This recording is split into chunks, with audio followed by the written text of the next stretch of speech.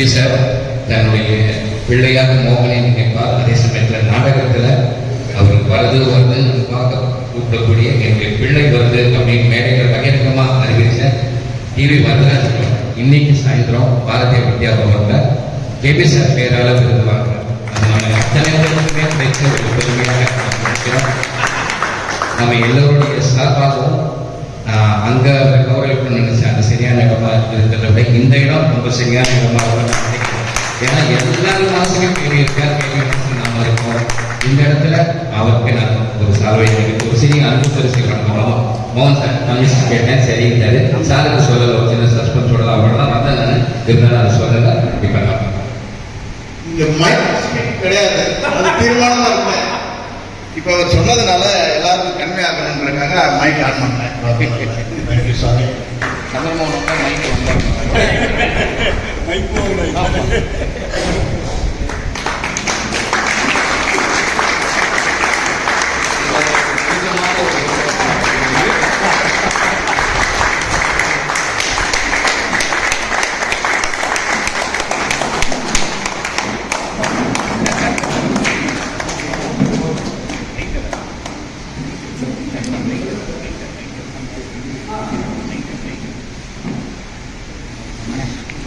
நான் வரேன்.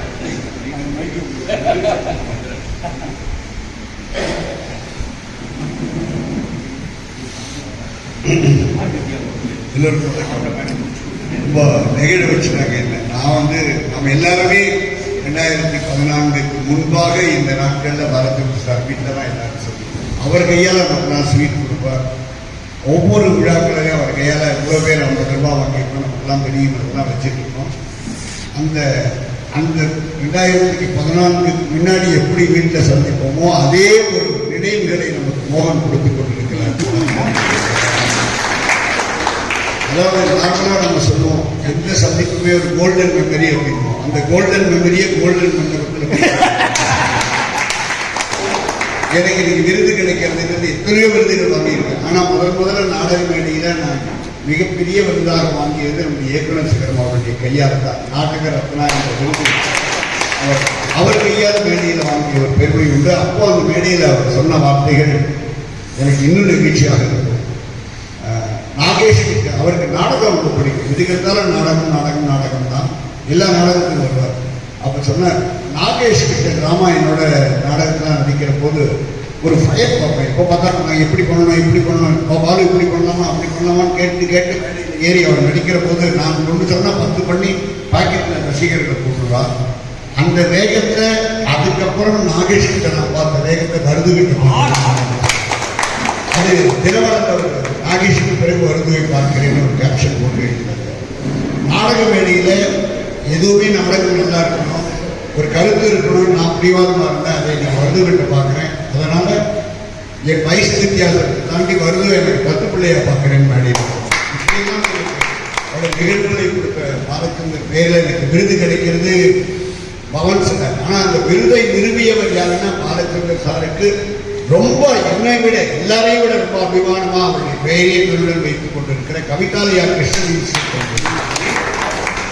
கவிதாலயா கிருஷ்ணன் சென்னை நகரத்தில் இருக்கிற எல்லா சபாக்களையும் மட்டுமல்ல அயல் நாட்டில் கூட பாலச்சந்தர் அவருடைய மறைவுக்கு பிறகு அவர் பெயரில் சிறந்த கலைஞர்களுக்கு விருது கொடுத்து கௌரவித்துக் கொண்டிருக்கிறார். ஒரு 20-25 இடங்களிலே அவர் விருது வைத்திருக்கிறார். அப்படிப்பட்ட ஒரு நல்ல அவரை ஆராதிக்கின்ற கவிதாலயா கிருஷ்ணன் அளிக்கின்ற விருதனே அதுவும் இயக்குனர் செல்வம் பாலச்சந்தர் பெயரில் இருக்கிற விருதனை பெறுவதிலே எத்தனை கலைமாமணி வாங்கினதும் தாண்டி இந்த விருதை பெருமையாக எடுத்துக் கொடுப்பேன். வாழ்க்கையை அத்தனை பாலச்சந்தருடைய அன்பு உள்ளவங்களுக்கும் நன்றி.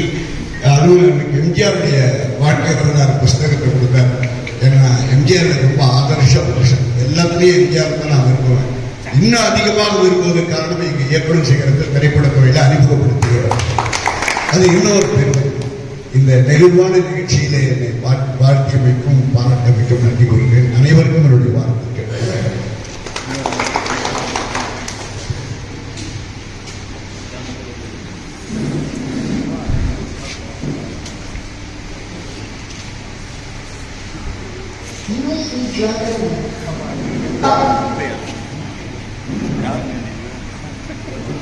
இருமா குமார் வா